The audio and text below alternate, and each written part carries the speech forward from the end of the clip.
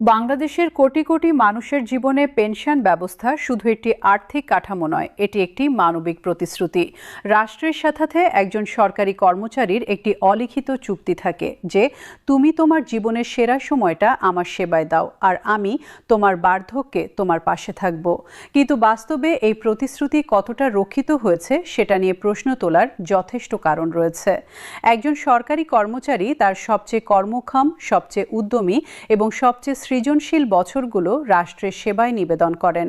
ভোরের আলো ফোটার আগে ঘুম থেকে উঠে কর্মস্থলে যান, গভীর রাতে বাড়ি ফেরেন, পরিবারের সাথে সময় কাটানোর সুযোগ পান না, সন্তানের স্কুলের অনুষ্ঠানে যেতে পারেন না, নিজের শখ আহ্লাদকে বিসর্জন দেন। দীর্ঘ 25 থেকে 30 বছরের এই নিরলস সেবার পর অবসরে গিয়ে তিনি যা পান তা দিয়ে কি একটি সম্মানজনক জীবনযাপন করা সম্ভব? এই প্রশ্নের উত্তর খুঁজতে গিয়েই স্পষ্ট হয়ে ওঠে কেন নবম পে কমিশনের পেনশন সংস্কারের সুপারিশ এতটা গুরুত্বপূর্ণ এবং এতটা প্রয়োজনীয়। আজকের এই বিশেষ প্রতিবেদনে আমরা বাংলাদেশের পেনশন ব্যবস্থার সামগ্রিক চিত্র, বিদ্যমান সমস্যাগুলো এবং নবম পে কমিশনের প্রস্তাবিত সংস্কারের প্রতিটি দিক অত্যন্ত বিস্তারিতভাবে বিশ্লেষণ করব। বাংলাদেশে পেনশন ব্যবস্থার শিকড় ব্রিটিশ ঔপনিবেশিক আমলে। ব্রিটিশরা তাদের প্রশাসনিক কাঠামো টিকিয়ে রাখতে সরকারি কর্মচারীদের পেনশনের ব্যবস্থা করেছিল। স্বাধীনতার পর বাংলাদেশ সেই কাঠামোকে প্রায় অপরিবর্তিত রেখেই চলতে থাকে। 1973 সালে প্রথম জাতীয় পে স্কেল থেকে শুরু করে 2015 সালের অষ্টম জাতীয় পে স্কেল পর্যন্ত প্রতিটি পে স্কেলে পেনশনের হার কিছুটা বাড়ানো হয়েছে, কিন্তু পেনশন ব্যবস্থার মূল কাঠামোগত কোনো পরিবর্তন কখনো হয়নি। পেনশন নির্ধারণের পদ্ধতি, প্রদানের নিয়ম, পর্যালোচনার ব্যবস্থা, এই সব কিছুই দশকের পর দশক ধরে একই রয়ে গেছে। এই জড়তার মূল্য দিতে হয়েছে দেশের লক্ষ লক্ষ পেনশনভোগীকে, যারা অপ্রতুল পেনশনে বার্ধক্যের কষ্টকর জীবন পার করছেন। 2015 সালে অষ্টম পে স্কেল ঘোষণার পর থেকে গত প্রায় এক দশকে দেশে মূল্যস্ফীতির হার গড়ে প্রতি বছর 6 থেকে 12% মধ্যে ছিল। এই এক দশকে একজন পেনশনভোগীর প্রকৃত ক্রয় ক্ষমতা কমপক্ষে 50 থেকে 70% কমে গেছে। সহজ কথায়, যিনি 10 বছর আগে 10,000 টাকায় সংসার চালাতে পারতেন, আজ সেই 10,000 টাকায় তার অর্ধেকও চলে না। বর্তমান পেনশন ব্যবস্থার দুর্বলতাগুলো একটু বিস্তারিতভাবে বিশ্লেষণ করা দরকার। প্রথমত এবং সবচেয়ে মৌলিক সমস্যা হলো পেনশনের পরিমাণ এবং জীবনযাত্রার ন্যূনতম ব্যয়ের মধ্যে অস্বাভাবিক ব্যবধান। চতুর্থ শ্রেণীর একজন কর্মচারী অবসরে গড়ে 8 থেকে 12,000 টাকা পেনশন পান। আজকের বাংলাদেশে ঢাকা শহরে একটি ছোট পরিবারের মাসিক ন্যূনতম ব্যয় 25 থেকে 30,000 টাকা। গ্রামাঞ্চলেও একটি পরিবারের ন্যূনতম মাসিক ব্যয় 15 থেকে 20,000 টাকার নিচে নয়। সুতরাং 8 থেকে 12,000 টাকার পেনশনে সংসার চালানো কার্যত অসম্ভব। এই মানুষগুলোকে বেঁচে থাকতে হলে সন্তান বা পরিবারের কাছে হাত পাততে হয়, যা তাদের মানসিক মর্যাদাকে গভীরভাবে আঘাত করে। দ্বিতীয়ত, পেনশনের কোনো স্বয়ংক্রিয় মূল্যস্ফীতি সমন্বয় ব্যবস্থা না থাকা একটি গুরুতর সমস্যা। পৃথিবীর উন্নত দেশগুলোতে প্রতি বছর মূল্যস্ফীতির হারের সাথে স্বয়ংক্রিয়ভাবে পেনশন বৃদ্ধি পায়। বাংলাদেশে এই ব্যবস্থা না থাকায় প্রতিটি বছর পেনশনভোগীর প্রকৃত আয় নীরবে কমতে থাকে।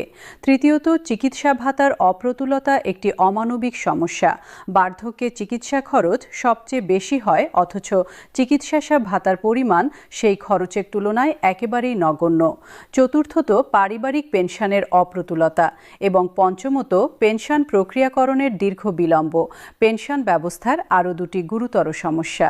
এই 5টি মৌলিক সমস্যাকে কেন্দ্রে রেখে নবম পে কমিশন একটি বহুমাত্রিক, সুচিন্তিত এবং মানবিক পেনশন সংস্কারের সুপারিশ করেছে। এই সংস্কারের সবচেয়ে কেন্দ্রীয় এবং বৈপ্লবিক দিকটি হল স্তরভিত্তিক পেনশন বৃদ্ধির প্রস্তাব। বাংলাদেশের ইতিহাসে এর আগে কখনো এইভাবে আয়ের স্তর অনুযায়ী ভিন্ন ভিন্ন হারে পেনশন বৃদ্ধির প্রস্তাব করা হয়নি। আগের প্রতিটি পে স্কেলে সকলের জন্য একই হারে পেনশন বাড়ানো হয়েছে, কিন্তু একই হারে বৃদ্ধি করলে যিনি বেশি পান তিনি টাকার অঙ্কে বেশি পান এবং যিনি কম পান তিনি কম পান।